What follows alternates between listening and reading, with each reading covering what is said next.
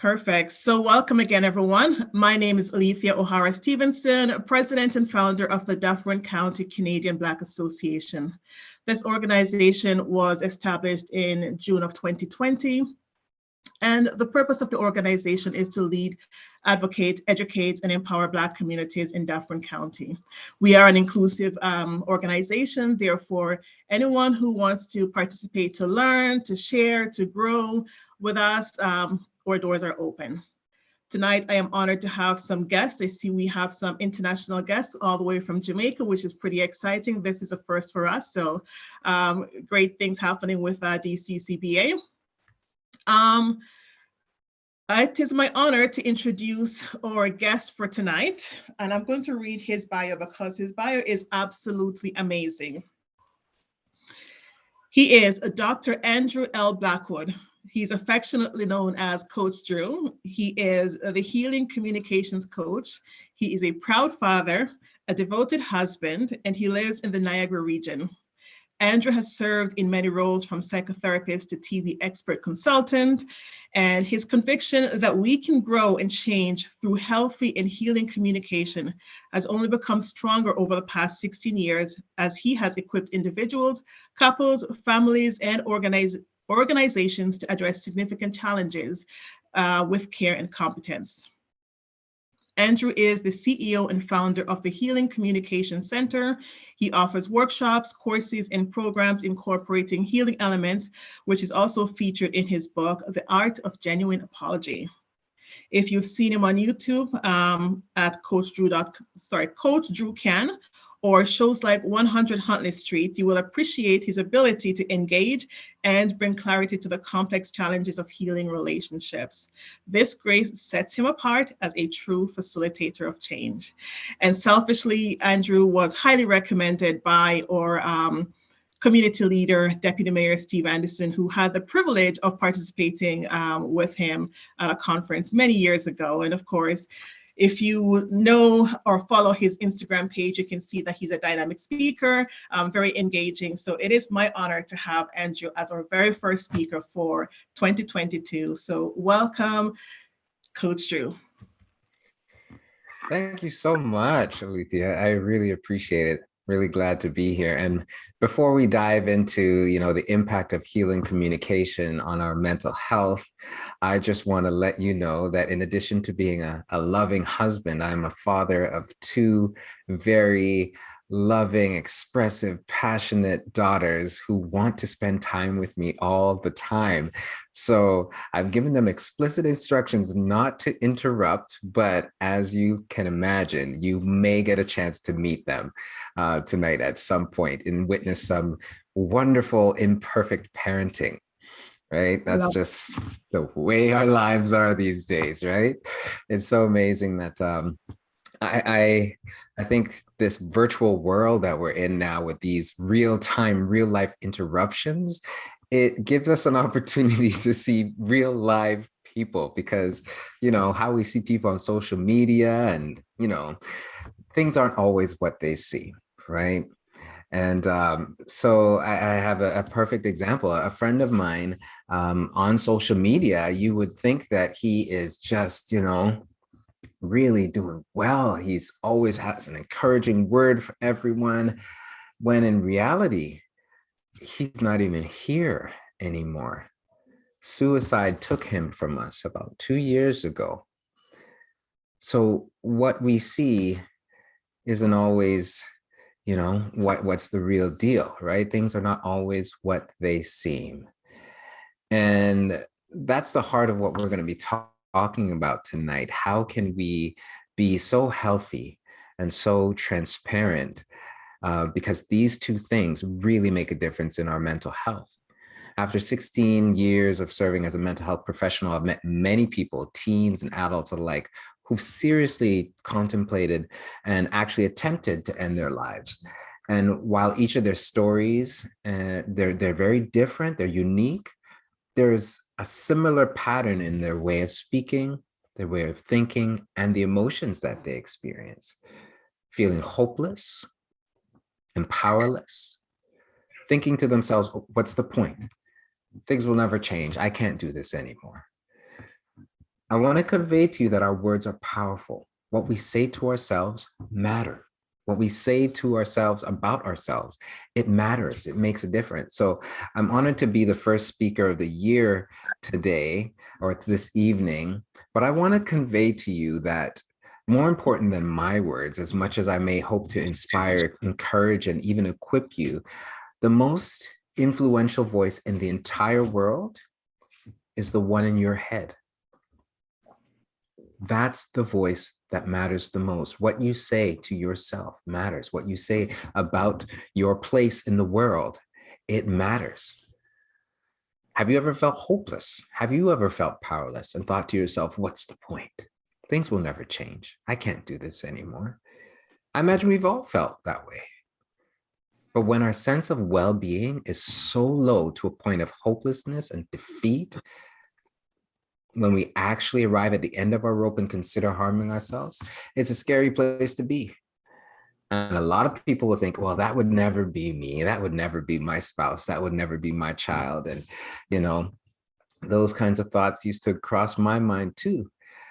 But in my experience, when we wonder and we assume that, you know, it could never be us, we overlook the fact that it's never just one factor. It's never just one thing that moves someone to that place of desperation. So some people might ask, what would move somebody to that? Well, can stressful jobs impact us? Yes. Anybody on the line have a stressful job? Yeah, right? That can impact our mental health. A worldwide pandemic, that could impact our mental health. That could be a factor. You know, can we be predisposed to depression, anxiety, things like schizophrenia? Yeah, we can, right? There are lots of theories out there, and I don't rule any of them out. There's biochemistry, there is genetic predisposition, our heritage, things that we know about our past, don't know about our past, trauma, unresolved trauma for generations, generational patterns. All these things are part of what happens for us, right? Unresolved things, chronic ill health, even diet. Diet can play a big role in our mental health and functioning. A couple years back, before my family and I moved out here to St. Catharines, we live in St. Catharines, Ontario. I lived in Brampton. Brampton was home for me for about 10 years. And 8 of those years, I was traveling downtown for work, down to the Danforth and Woodbine area. I call it downtown. And it took about an hour to get to work every day. And then even in the winter time, you know, it could be upwards of an hour and a half. You know, some days were really bad. And I made that trek for 8 years, multiple times a week. And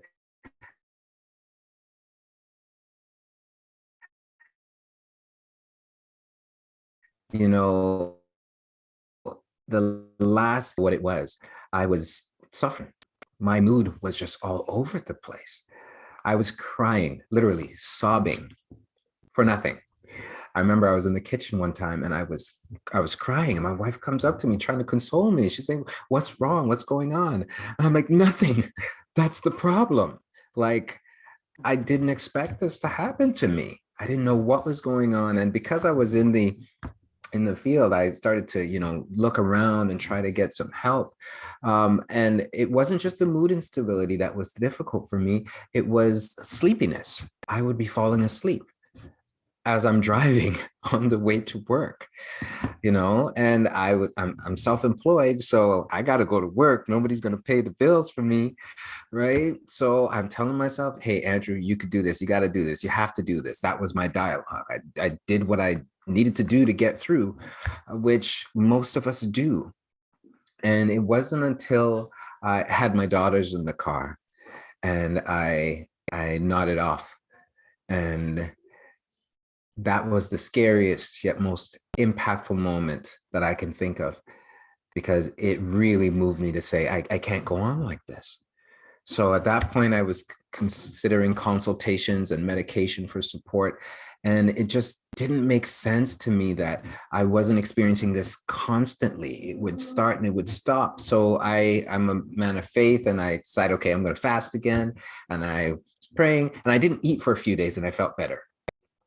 And that's when I realized, oh, this might have something to do with the food that I was eating. It turns out that a lot of the symptoms I was experiencing were gluten related. I had no idea that gluten could impact my mental health and my processing, right? So, I mean, this might sound like, a promotional event for, being gluten-free and watching what you eat. And, the point here is, yeah, diet can have an impact, but we're also different. We never really know what it is. So it's important to pay attention. But long before I started to experience these really critical symptoms, that way that I talk to myself, those feelings of desperation, that sense of burnout, I had been there before. This wasn't new, right? I remember as a child, I remember being bullied and witnessing things that were traumatizing. And I just pushed through it, right? I remember as a teen when my parents got divorced, there was so much financial stress and strain, and you do what you got to do to get through it. When I failed chemistry and thought I would never be in the helping field, I thought I would, because I was never going to go to university, I'd never be a doctor. I thought, my life was over. That was the way I thought about things. My thought patterns, they were wreaking havoc on my internal life, because it's not what happens to us on the outside externally that really makes a difference. It's what we're doing on the inside. More important than what happens to you is how you respond to it, how your parents respond to it, how your community responds to it, because that's what teaches you how to deal and how to move past coping. So my daughter last night, my 8-year-old, she's really curious and she asked really good questions. And she was saying she wanted to spend time with me because that's one of the things that she loves to do. It's part of her love language. That's the way she's wired, because we're all wired differently. And she wanted to spend time with me. And I was like, I want to set aside some time to prepare for this talk that I'm doing tomorrow about mental health. And she says, well, what is mental health? Now, that was perfect, because in order to explain mental health to an 8-year-old, you really get to really reflect on what it is that you're talking about. And, in all my experience with mental health, I would summarize it as the reality that we're all born with different strengths and capacity and different talents and ability. And our degree of mental health and wellness is our ability to access that capacity, our ability to live optimally, to think clearly, to access a full range of emotions, right? So that we're able to engage with life. That's my working definition of mental health. It is really about capacity. So everyone's capacity is going to be a little bit different, right? We're all wired differently, which is why it's so important to be aware of who we are, right? Aware of how we are. What is our natural way? So while we all have differences, there are some things that I believe we're wired similarly across the board. There are 3 things that I believe all human beings really need, core needs. One is safety, another is significance, and the other is strength. So when I say safety, I mean physical safety. Our basic needs are met, our emotional safety. It's important that we feel safe, because if we're not feeling safe, we experience a sense of panic and worry and fear, and we live afraid. And we're not designed to live afraid, right? We're not designed to live under this pressure and this dynamic without relief. We can tolerate it for a little bit, but if we are weighed down over time for long periods of time, we come to see life in a particular way, and that's not the way we're designed. When I say significance, I mean a sense of belonging. It's important that we know that we belong. It's important that we know that we matter. It's important that if I am gone tomorrow, will I be missed? Will I be remembered? That actually matters. That actually matters to people. And then there is a sense of strength. What do I mean by strength? I mean, remember capacity we talked about, the ability to exercise our autonomy to make choices, but also to impact change in our lives and in the lives of others. These are similar things that we as human beings need across the board. When these needs are not met, or when we are afraid that these needs are not going to be met, our capacity starts to dwindle. And over time, it can become so frail and so fragile that we're not able to function, right? So what I encourage people to think about is three. I just happens things happens in three sometimes, right? We have safety, significance, and strength. But there are three things that I incorporate in all of the work that I do with people. Three things. I call it the ATI process.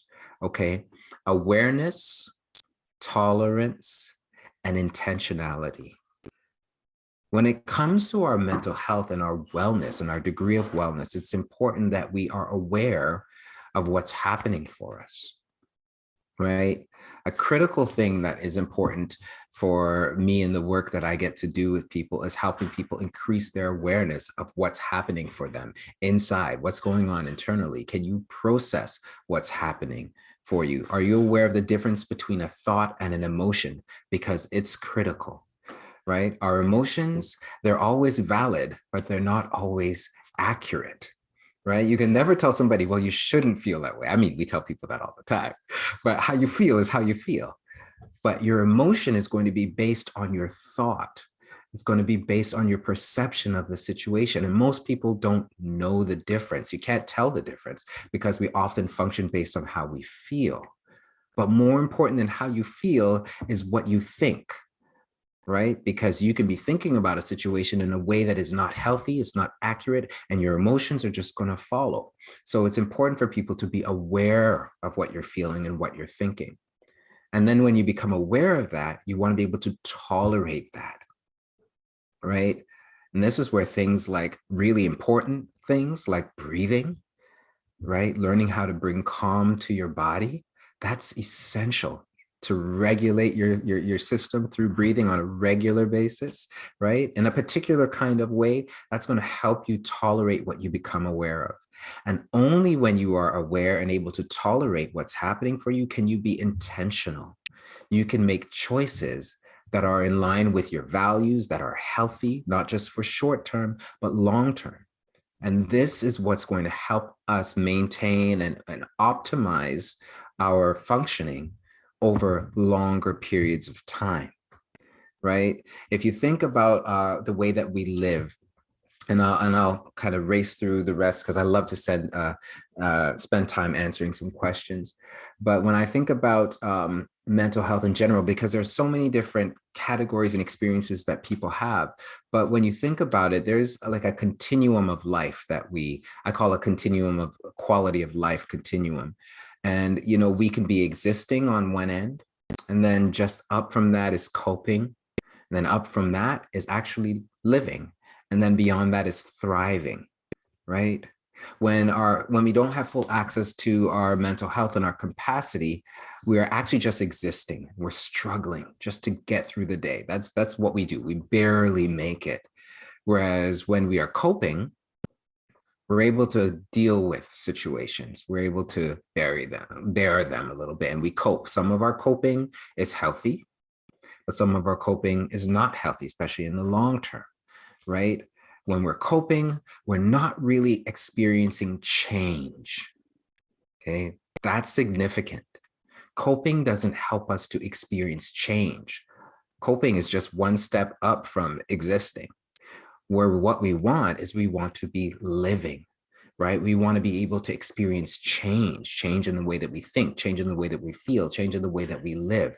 That's important. Yeah, we cope when we're living because things happen that we don't anticipate, that we don't expect.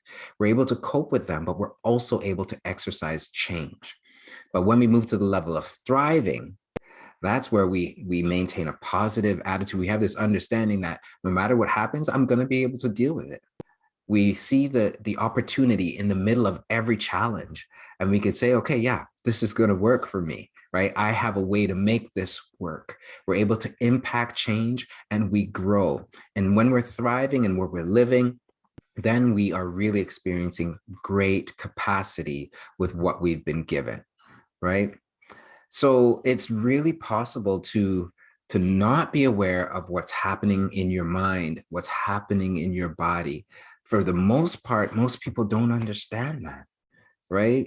So it's important that we start to understand we can impact change in our mental health and wellness and in the lives of other people around us just by understanding these things, right? The way that you talk to yourself matters. And guess what? The way that you talk to yourself is the way that you typically talk to the people around you. We have a culture of language, right? We have a culture of life experiences. We have a culture of coping.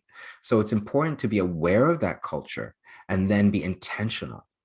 So I'll open the floor for questions because I know we had about 20 minutes for my talking part, and then we'll go into questions. But I remember, several years back, this couple came in to meet with me, and it was 3 days after their 16-year-old son tried to end his life. And thankfully, he wasn't successful. But beneath the fear for these parents and the guilt, there was this question for them, like, how did I miss the signs?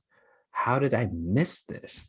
And, especially being a teen, it's easy to miss those signs, right? Withdrawal, the movement away from family, the change in eating. Sometimes teens eat less, sometimes they eat more, sometimes they do crazy things because their brains aren't fully developed, right? It's easy to miss the signs. However, after just meeting with him once, it was really clear all those things that were happening in his family life that caused him to feel unheard and insignificant and powerless.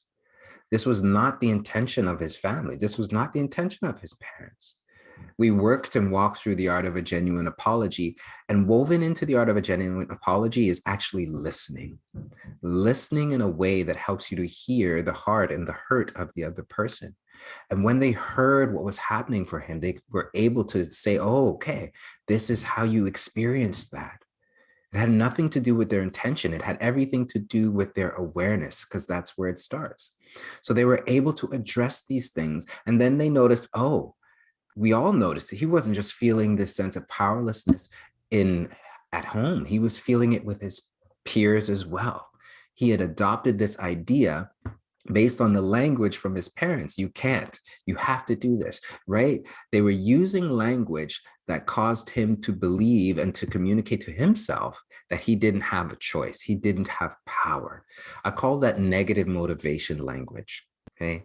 If you're interested in some of the resources I have, I'll probably just race through them at some point. But one of the things that I have, it's a simple PDF. It's called Watch Your Motivational Language, Watch Your Language, right?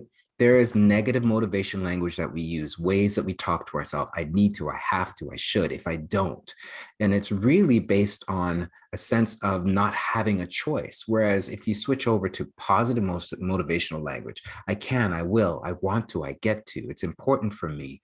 It allows us to realize we do have power, we do have choice, we do have agency. So simple things like that woven into our family culture is really going to make a difference. Right. Alethia, I'll drop a link into the chat in a moment. If you want to connect with me, by all means, for free consultation, we can talk about that, and any other things that you would like to talk about, because I definitely want to be a resource for you. But by changing the way that we speak, by being aware of the impact of our language, right? There's two components. There's how we listen, and then there is what we express and how we express it. By tweaking these things, we can weave health and healing into our family culture, into our relationships, right in. So every day we're making a difference. We're having an impact, a desired impact. I work with parents to help their kids who are experiencing intense emotions. And one mom was so shocked. She's like, I didn't expect to see change happen this quickly.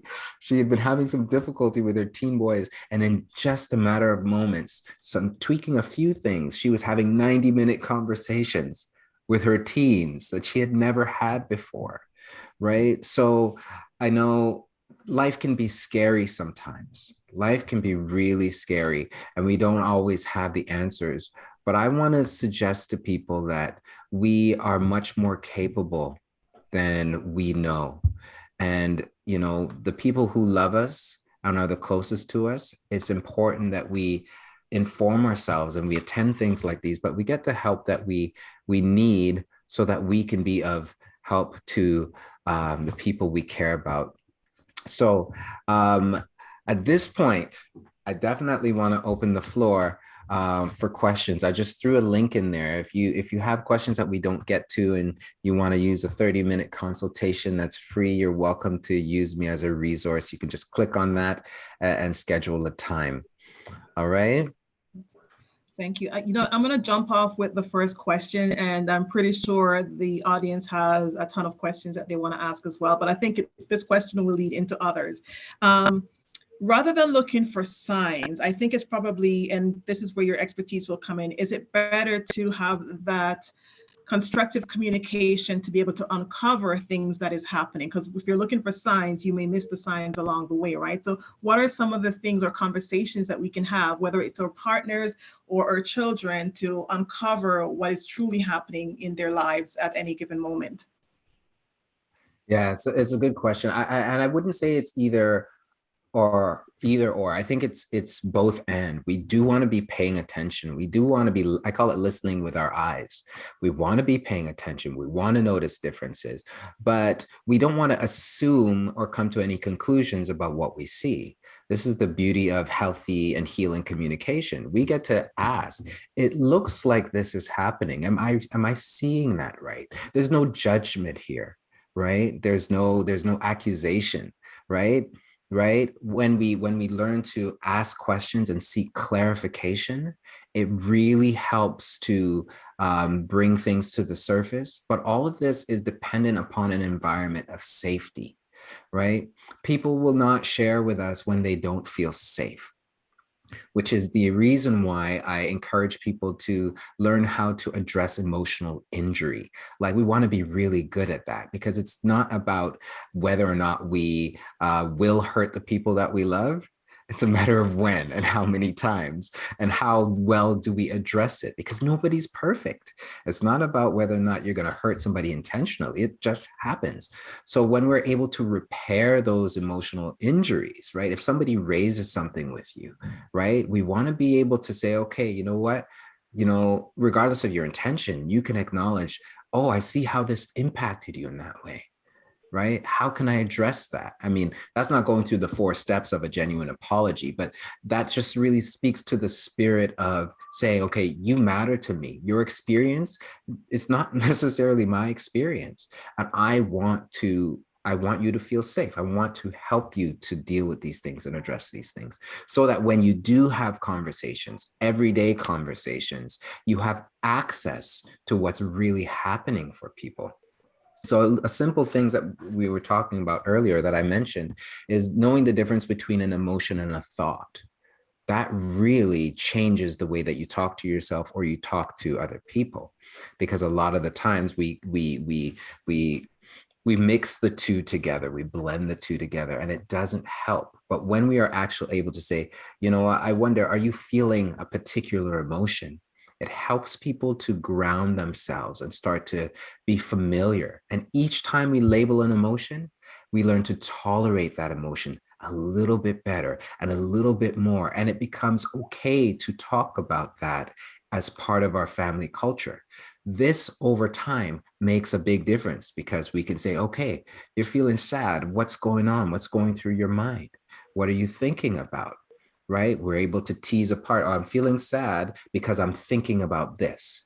I'm not a big ball of sadness all the time. When this comes to mind for me, it brings up sadness. I can handle sadness, and then I can move through it. right? There are other parts of life, but that then happens, it becomes part of the culture. Wow, thank you. Are there You're any so questions? welcome. Any questions from the audience? And feel free to use the chat if you're not comfortable speaking up. So, Alex? All right. Yeah, sure. That was, thank you so much for that intro and kind of brief glimpse into what you do and who you are. So just to clarify, would you identify yourself as like a life coach, or how would you, what's kind of, it sounds like you do a lot of different stuff, but is that like the key part of it? Good question. Yeah, I'm calling myself the healing communications coach. I'm actually transitioning out of psychotherapy into coaching, right? So what I do does span all aspects of life, but I wouldn't call myself a life coach. My training and my background is a little bit different.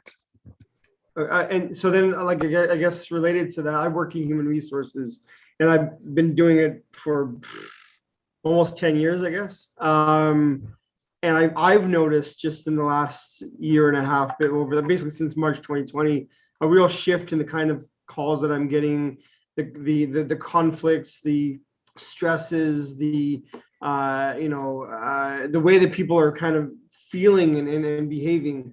And I just wondered for you if there's been a shift in your experience when dealing with people, and what kind of advice or how you've been dealing with those situations, both personally and with your clients. Yeah, certainly.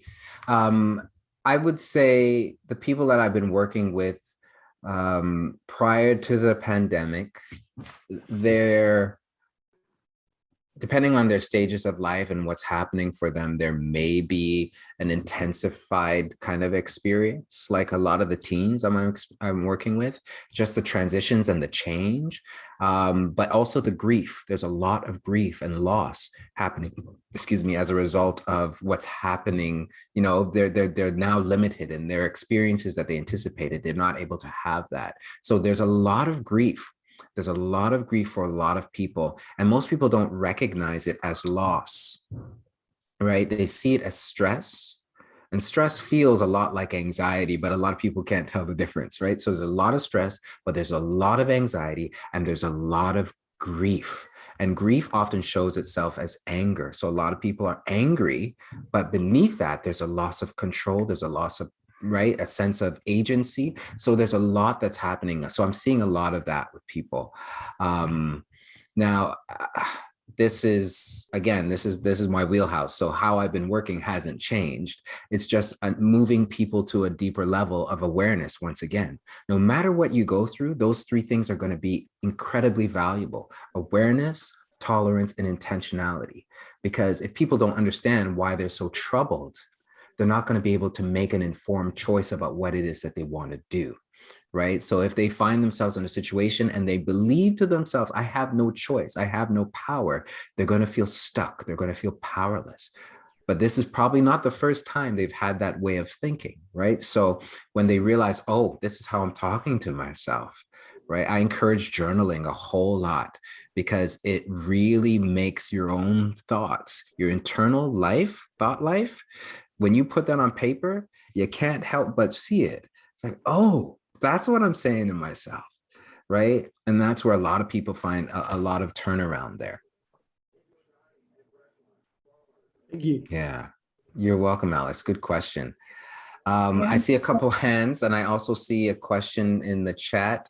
So I'll do I'll respond to the question in the chat and then come to you, the hands. So do you think there are common signs parents should be looking for, or is it more of a subjective assessment tailored to individual personalities? Yeah, I'd say it's both. I would say it's both. Now, sometimes if we are paying attention and we know what to look for, there are certain things that you will probably have noticed, especially if you're a parent, over the life of your child, right? So a lot of this stuff isn't going to be new, right? So I think back to myself as a kid, I was pretty high strung anxiety wise. And There were things, that I would do when I was stressed out that I didn't realize that I was doing this. They're very OCD-ish, right? I would count, I would see patterns, I would do little things like that, right? And when pressure would intensify, you would see more of that stuff. So I'm an adult, I've been working in the field. So now as a parent, I'm observing my children. I'm seeing, okay, yeah, I'm seeing that a little bit in you. You're a little bit different because each child is different. So there are some specific things that I look for that I'm aware of, but the way that I engage and the way that I tailor my interactions with my children, it follows that same process, right? So regardless of the uniqueness of our children, it's always good to have that general roadmap, right? They still all want the same stuff. They want to feel safe, they want to feel significant, and they want to feel a sense of strength. How I talk to them, they feel valued in the moment. And when they don't feel valued, when they don't feel heard, I get to come back and address that. So it's definitely both. All right. Is it all right, Alethia, if I go across the hands that I see? Yeah, I think Steve was first, then Samir, then Aman. Okay, perfect. Thank you. All right, Deputy Mayor Steve. Listen, I apologize that I'm not going to be visible on screen, but I just want to say, Andrew, once again, fantastic. I joined a bit late, and so I apologize if my question that I'm about to ask was already covered, but I am confident that you are already a blessing to the people who are on this platform. Appreciate that. What I'll say, my question is this. You used a term which is emotional injury, and I thought that was pretty powerful because like any injury, it takes time to heal. And the person who is maybe trying to assist that person in the healing, whether it's a spouse, a parent, or whatever, sometimes in trying to assist that person, there could be a sense of frustration because either A, they feel that, maybe the person should just listen. They're not listening to me and the tips that I'm giving to them. So there could be a sense of frustration. There could be a sense of failure, or maybe even withdrawal. And even in that person, a sense of a buildup of stress and anxiety for that person. And you often find that with caregivers who are caring for somebody, that they end up exerting a lot more stress and energy in trying to deal with that person who has multiple layers of complexity. For a person that falls into that situation, what would you advise them to make sure that they're keeping their mental health and their sanity in trying to assist this person that has this emotional injury, as you put it? Yeah, for sure. So self-care is not selfish. It's really important. A steady diet of journaling in a particular way. This is one of the resources I'd love to share with you. My gift to you. I call it 6 Keys to Effective Journaling, and it really teaches you that process to figure out what's going on for you, because we all have stuff. We have blind spots, but we're also human. We get tired, we get frustrated, we can be judgmental. So it's good to have a place to process that stuff. So when we're supporting people, we can be at our best. So self-care is, I think, going to be important. I think it's important to know what your role is. That's also going to be important because you may be a supportive person, you may be a very helpful person, but sometimes people need a professional who is more objective and has more experience. That said, your role, I think, is equally critical, equally important. So understanding what your role is and what your limitations are. I think we all have our stuff, and it's important to be able to tease apart our stuff from the other person's stuff, right? So that's pretty general statement, but it's easy for our stuff to get triggered, right? When you talked about this person saying they should be able to do this, that should tells me that there's a judgment there, right? And we often judge people when we really don't understand what's happening for them, right? So there might be something getting in the way of us really understanding, because when we've listened well, call it listening with love, when we really understand it, we get it. And the people in our lives, they don't seem so crazy, right? They're like, okay, I get it. I see why, I see what's going on. I hear how you're thinking about this, and I see how you could make that decision. Does that mean you agree with the choice? No. But being able to listen from a place where you are less critical, less judgmental is really going to be helpful. So know your role, take good care of yourself. And I definitely say get the support that you need to either grow your ability to care in your particular role, or to support that person to connect with additional support. Appreciate that. Thank you very much. You're so welcome. You're so welcome. Samir. Hello, Andrew. How are you? I'm good. I'm good. I'm impressed with the talks you are giving. It's beautiful, wonderful. Thank you. And in fact, I think Steve Anderson was reading my mind, and my question was almost the same.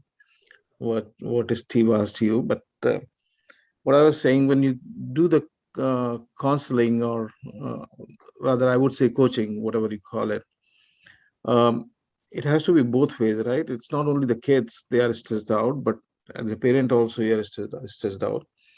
And as you said, the emotions, when it is anxiety or a grief, which converts into anger finally, whom do you coach first? Who needs to improve first before taking care of others? Well, I think it's less about who needs to change first. From my perspective, I think about who is most invested for change. That's my strategic approach. That said, depending on the age and depending on the situation, sometimes the uniquenesses of what's happening for the person, that will also inform where we start. But change in a system can happen anywhere, right? A lot of the times people buy into this idea, well, you have to change first, and if you don't change, then nothing's going to change. I don't subscribe to that. Yeah. Right. I think when we are the first to change, when we model change, then change really starts to happen, right? Because nobody's perfect. There's always room for us to grow. So when we own that first, then we can impact change. A lot of times I tell parents in particular, we don't want to control. I shouldn't say we don't want to. Sometimes we do want to control our kids. We want to control them, right? But in the long run, do we want our children to be independent, positive, right, thinkers for themselves? Yes, we do. But when we take control, then we rob them of the opportunity to grow in those ways. So what we want to do is we want to impact and influence as opposed to control. Impact and influence has everything to do with your degree of health, but also your degree of access. And that comes back to that safety, right? Can I influence? Do I have a level of respect and trust where they'll hear me? Do I listen? Do I model humility so that I can change and they can see that in me, right? So all of these things open the door for all parties in a family or whatever constellation you are, to impact change, right? So it's a good question, Samir. Thank you. Thank you, Andrew. Very, very nice. So Thank you very welcome. much. I appreciate it. Aman, you're next.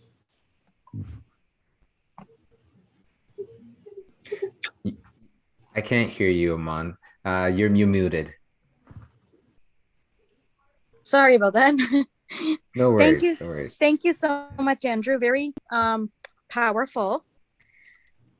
My question to you was, you were talking about it in the beginning. Anxiety is when you mentioned that you're not quite sure, right? Like you're confused kind of thing, is it?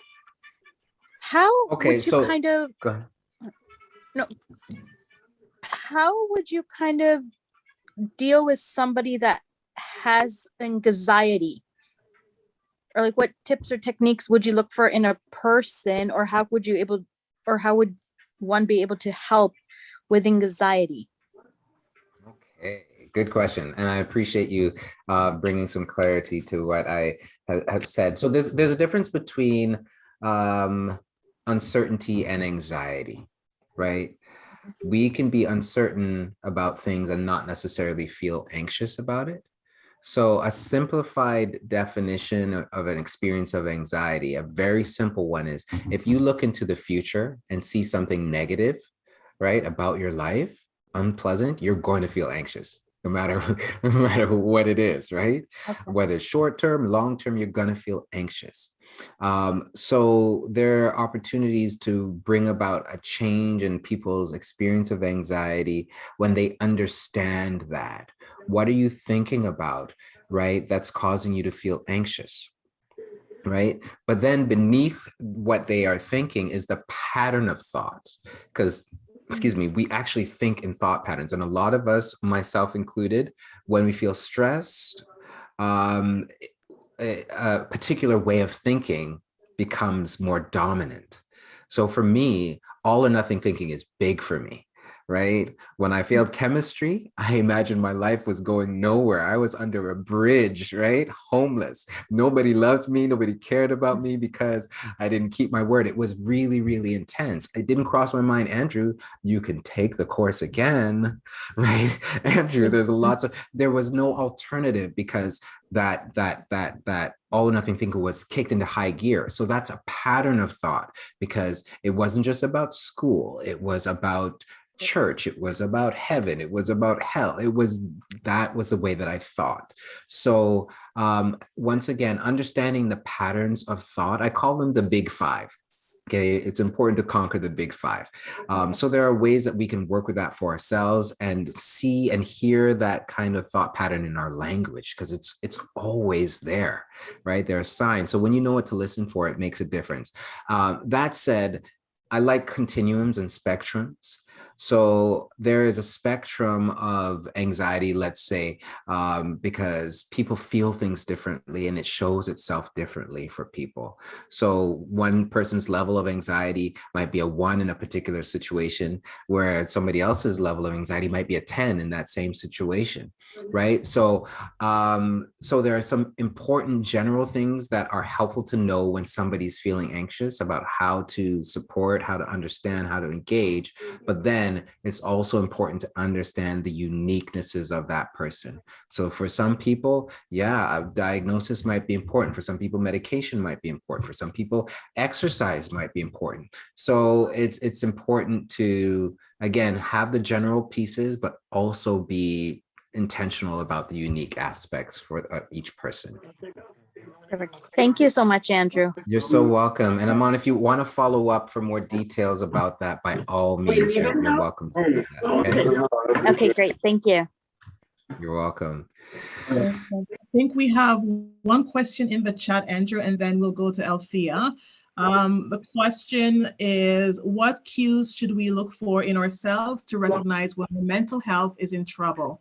Anxiety, depression, PTSD, etc. Oh, that's a good question.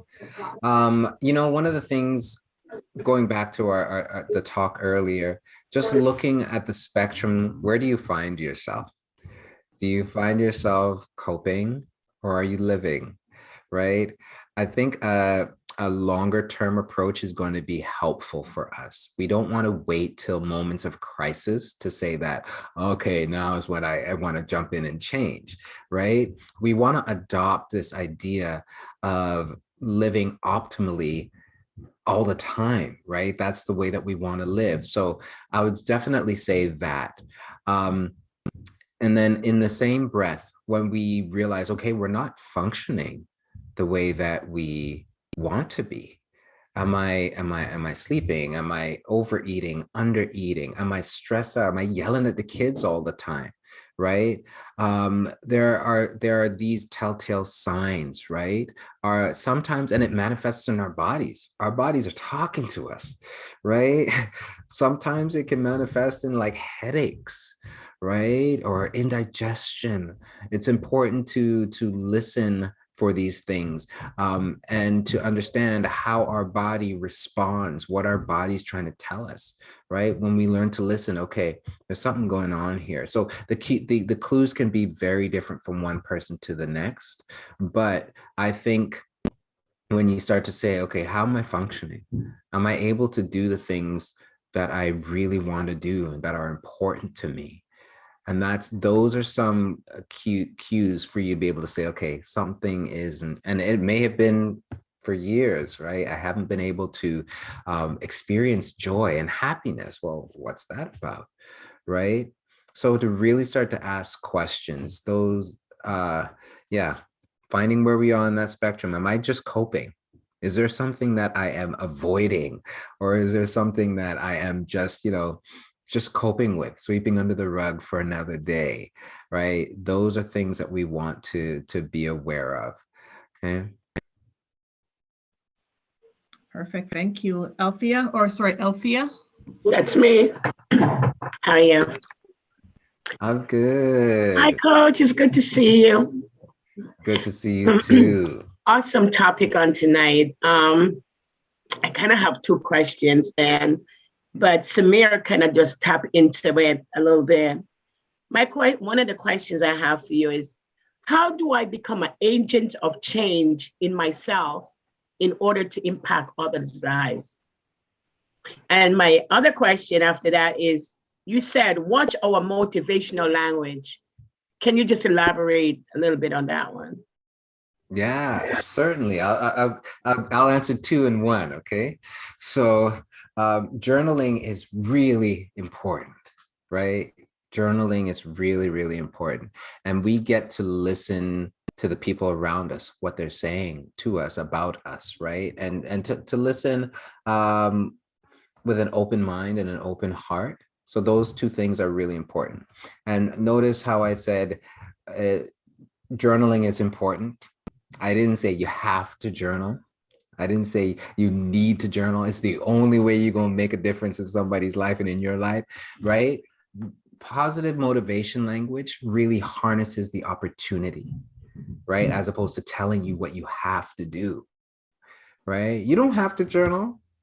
There are other ways, I imagine, right? Or, even if this is a really, really pivotal moment in a really unique way, you still have the choice. So when I phrase it and say this is important, I then get to put that, it's no longer a command where I tell you this is what you need to do.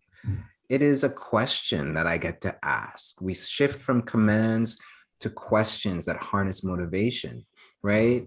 I would say, I really want you to experience that level of clarity that comes when you journal and when you tease apart your emotions, and you can forgive. And as you work through this process, is that something that you want, right? When I ask somebody that question, is that something that you want? Then they'll be like, well, yeah, that is what I want. And then that choice becomes more palatable, even more accessible, more desirable to them, because I'm not telling what they need to do. We're not designed to be controlled, right?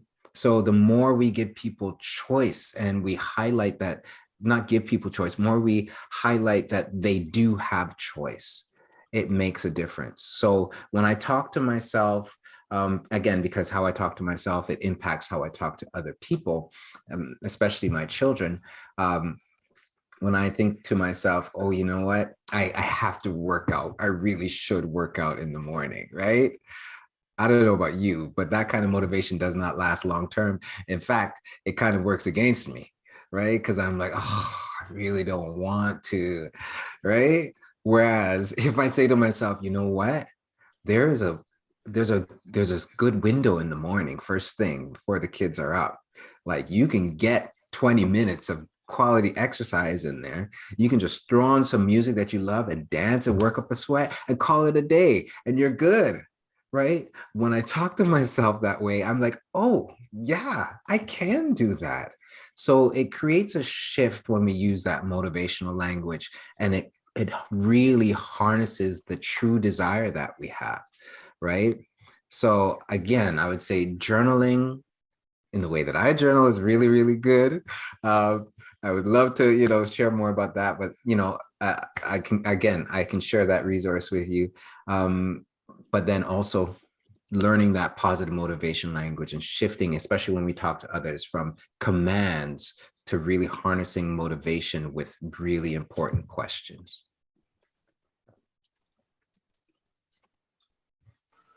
Perfect. Do we have any other questions from the audience before I ask my last question? I don't see any hands. So the last question I have is, how can we provide support to loved ones who have experienced trauma, whether it's a loss or whether it's just their own healing that they're going through? How can we provide that support and make sure that we're taking care of ourselves while providing support for them? Yeah. So trauma is something I believe on some level that everyone experiences, which is really good, right? Because as we work through our own trauma, we're better able to journey with people. And that doesn't mean you become somebody's coach or their therapist, but there's a level of understanding, there's a level of empathy that we can access, right? But then we also know what our limits are. So, so taking good care of yourself, working through your own stuff is, I think, going to be important. But then I think that process that I was talking about, the ATI process, is really critical. Again, there's a spectrum of trauma and how people respond to trauma and where they are at in their journey of healing, right? So believe it or not, I think there is, back to the point I was making about weaving healthy communication into our culture, it's actually very healing for trauma, right? So when somebody is in an environment where they feel safe, and then they can label what it is that they're feeling, they start to tolerate that a little bit more, that's important. Even without addressing the specifics, because if that's not your role and you're not prepared to go there with that person, just being a safe place for people makes a world of difference, where people can feel welcome. And there's a big part of trauma that has a lot to do with, one, not being prepared to handle things. So there's an educational piece, right, that a lot of people don't know. But there's an intuitive and experiential education that happens when we feel safe in an environment. We start to know what it feels like to feel comfortable, to feel accepted, because often along with trauma, there is a great deal of shame that people have, right? A lot of the things that have happened to them, they associate themselves with this thing. So it becomes a part of their identity, right? On some level, there is a struggle to regain a sense of true identity, to restore a sense of value and worth, to make that difference, to differentiate, this is what happened to me and this is who I am, right? That was a big turning point for a number of people that I've worked with, especially with sexual trauma, right? So being able to say that, you know what, there's a difference between what you went through, what happened to you, what somebody did to you, and who you are. You are more than, right? This is a part of your life, because part of that work is integration. Like, this did happen to me, right? This is a part of my life experience, but that is not who I am, right? So when you start to see people and connect with people and love them where they are for who they are, it is really healing and life-giving. And that they then take into their journey of addressing the past and integrating that stuff. There's a solid sense of self and self-worth and capacity that comes from being in an environment of acceptance and love and health and healing. Wow, absolutely powerful. I don't think I could have ended the session on a better note, just self-love and accepting, what's your journey that you've been on. I think it would be ideal. Do you have any resources? I know you shared your link earlier. I think it's coachdrew.com, or sorry, Coach Drew. Just go ahead and give your email address. Yeah. www.coachdrew.ca. That's the website. And my email is info@coachdrew. But I've also included a link, and you can copy that link and paste it or click on it. It should open in another window. If you want to schedule a free 30-minute consultation where we could talk about what's happening for you and, you know, next steps, you're welcome to do that as well. Perfect. Thank you. You're This was so an amazing welcome. session, and you know, this is a perfect way to kick off the year, you know, getting, you know, our health in order and making sure that we're able to take care of our loved ones. And on behalf of the entire team and everyone here tonight, thank you for giving your time to our organization and to our community, our Dufferin community. We've got our board members here, Jordan, Ian, and of course, Deputy Mayor Steve Anderson. As always, you know, thank you for the support. But again, you know, you took time away from your family to be with us tonight. And, you know, we greatly appreciate your time, and tell your daughters, thank you for giving up Dad tonight. For those of you who are still on with us, we appreciate your feedback. So please make sure you drop your comments in the chat or the survey that will be sent out shortly after, just to let us know how tonight's session went, and we can share the feedback with Coach Drew as well. And most importantly as well, remember that these sessions are held the first Tuesday of each month. We have another session scheduled on February 1st, so check our website for more details to come. Black History Month is just around the corner as well, so stay tuned for more information to come regarding Black History Month. And last but not least, please subscribe to our website for our newsletters and our merchandise store. Again, all of the purchases go towards putting on these programs, and of course our scholarship program that is coming up later on in the year. So I've given you a mouthful. So I'm going to end the session and end the recording again with a heartfelt thank you to Coach Drew. Thank you everyone for showing up tonight, showing up for yourselves and your loved ones. So thank you everyone. Happy New Year and safe journeys. Have a good night.